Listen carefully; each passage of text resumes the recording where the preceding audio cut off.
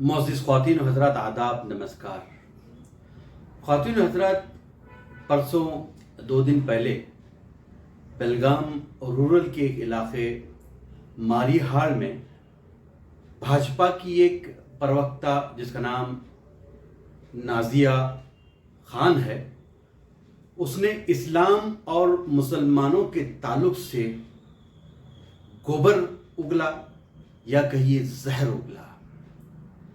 वैसे इस तरह के हरकत, इस तरह के नफरती भाषण भाजपा के या फिरका परस्त ताकतों के लोग उगला करते थे। अब ये लोग थोड़ा इसमें इम्प्रूवमेंट लाते हुए नाज़िया खान जैसे और वसीम रिजवी जैसे लोगों को लेकर इस तरह का नफरती वाला जहर उगलने का काम कर रहे हैं। जो बातें इस औरत ने कही वो नई नहीं है, बल्कि इस तरह के बातें कई सालों से इस्लाम के ताल्लुक से और मुसलमानों के ताल्लुक से उगलने का काम होता रहा है। इस औरत ने जो कहा पॉलीगैमी के ताल्लुक से, हिजाब के ताल्लुक से, मंदिर मस्जिद के ताल्लुक से और भी बहुत सारी बातें, कुरान के कुछ एक आयात को लेकर बातें उसने की। आज ही नहीं, इस बार ही नहीं, बल्कि कई एक मर्तबा अपने भाषणों में इस औरत ने जहर उगलने का काम किया है। मैं इस औरत की बातों का जवाब देना नहीं चाहता, क्योंकि इस तरह की बातें नई नहीं हैं। इस तरह की बातें हिंदुस्तान ही नहीं बल्कि विदेश मुल्कों में भी इस तरह की बातें होती आ रही हैं। ये बातें इसलिए होती हैं कि इनके जहन में जहर भरा हुआ था। या तो ये जहर उनके बड़ों के जरिए भरा होता है, या तो इनकी जहनियत ही जहर आलूद होती है। जब इनके जहन से जहर चला जाता है, जब इनको इस्लाम की हक्कानियत मालूम हो जाती है, तब इनको समझ आता है कि इस्लाम की सच्चाई क्या है। ऐसे बहुत सारे वाक़ियात हमारे सामने हैं। हॉलैंड का वाक़िया है, नीदरलैंड का वाक़िया है, अमेरिका का वाक़िया है, न्यूजीलैंड का वाक़िया है कि ऐसे कई एक बड़े बड़े नॉन मुस्लिम शख्सियात ने इस्लाम के ताल्लुक से और कुरान के ताल्लुक से जहर उगलने का काम किया। जब ये और स्टडी करने लगे ताकि इस्लाम की और कमियां निकाल सके, कुरान की स्टडी की, हुज़ूर सल्लल्लाहु अलैहि वसल्लम की सीरत की, हुज़ूर सल्लल्लाहु अलैहि वसल्लम की जीवनी की, जब इन लोगों ने स्टडी की तो इन्हें हक्कानियत इस्लाम की पता चली, इस्लाम की असलियत पता चली। ये समझ में आया कि इस्लाम जो है सिर्फ मुसलमानों का मजहब नहीं है, बल्कि सारे आलम का मजहब है। हुज़ूर पाक सल्लल्लाहु अलैहि वसल्लम सिर्फ मुसलमानों के नबी नहीं बल्कि सारे आलम के नबी हैं, रहमतुल आलमीन हैं। जब इन लोगों को पता चला तब इनके होश ठिकाने आए और कई एक लोग हल्क़े बगोश इस्लाम हो गए।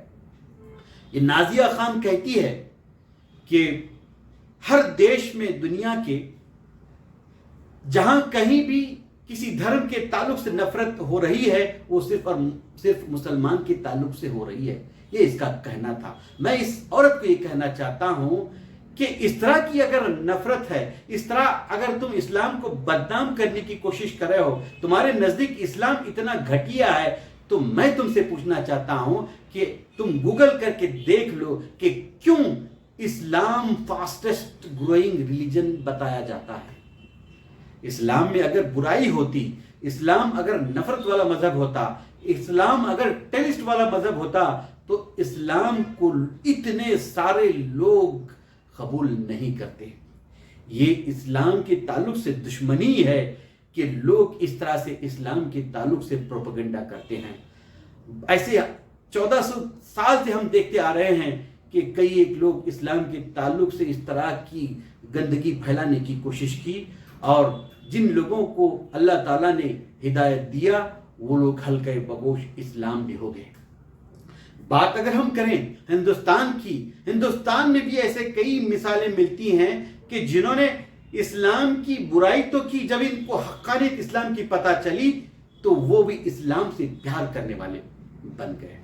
بات اگر ہم ہندوستان کی ہی کریں، ہمیں ایک مثال سوامی لکشمی شنکراچاریہ جی کی ملتی ہے، جنہوں نے اسلام کی نفرت میں ایک کتاب لکھی تھی جس کا شیرشک یہ ہے اسلامک آتنکواد کا اتہاس، جس کی رسم اجرا بالا صاحب ٹھاکرے صاحب نے کی تھی۔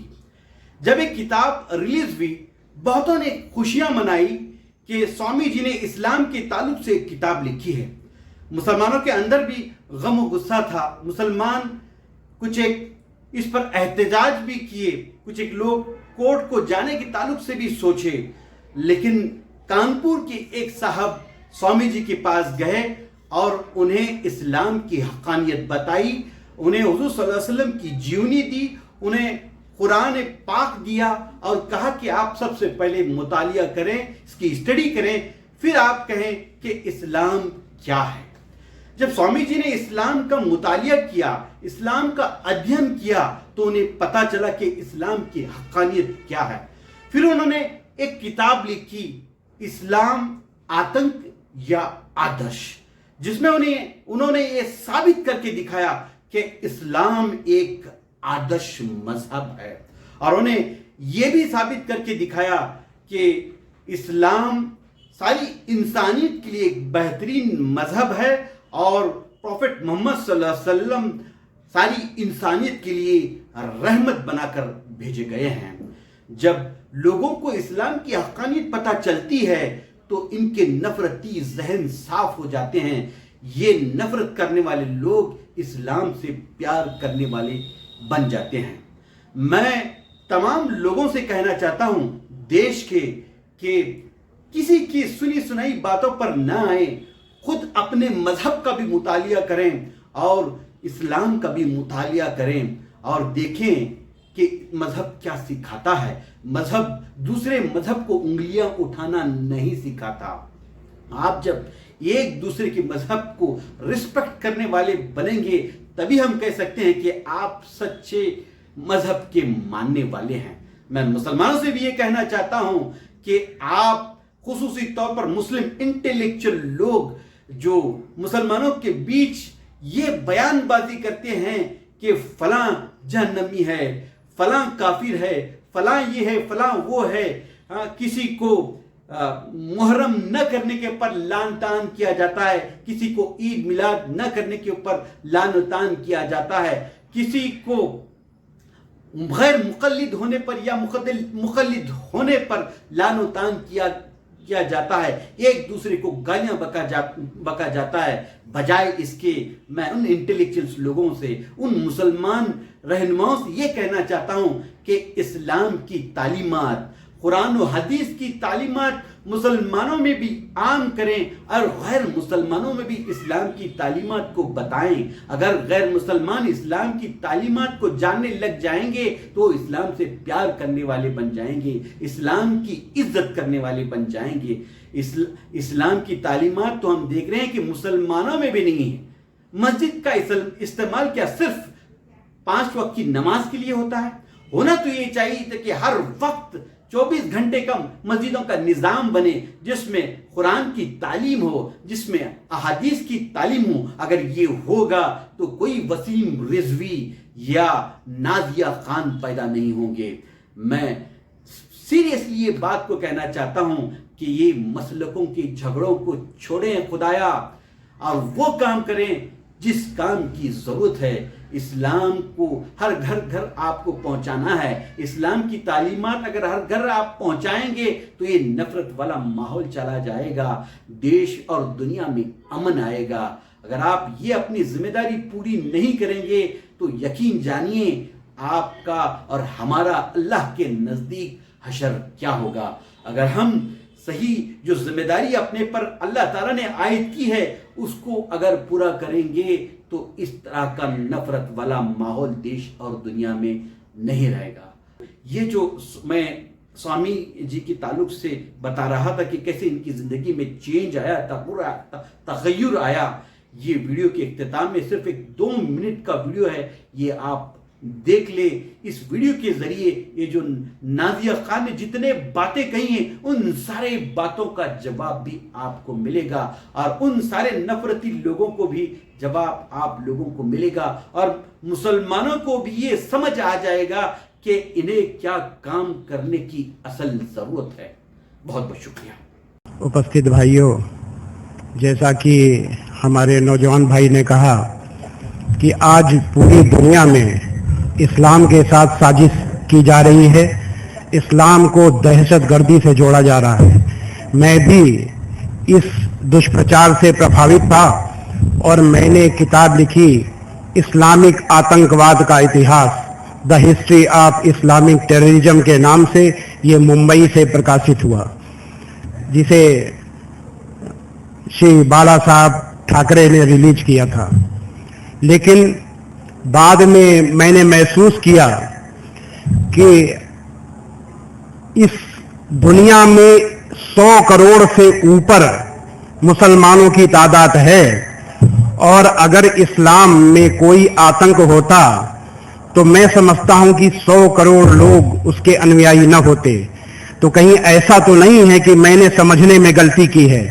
میں نے پھر سے اسلام کا مطالعہ کیا، اچھی طرح میں نے اس کا ادھین کیا، تو میں نے پایا کہ قرآن مجید کی جن آیتوں کو میں نے آتنکواد سے جوڑا تھا، جن آیتوں میں مجھے آتنکواد دکھائی دیا تھا، وہ آیتیں آتنکواد کا ویرودھ کرنے کے لیے آئیں.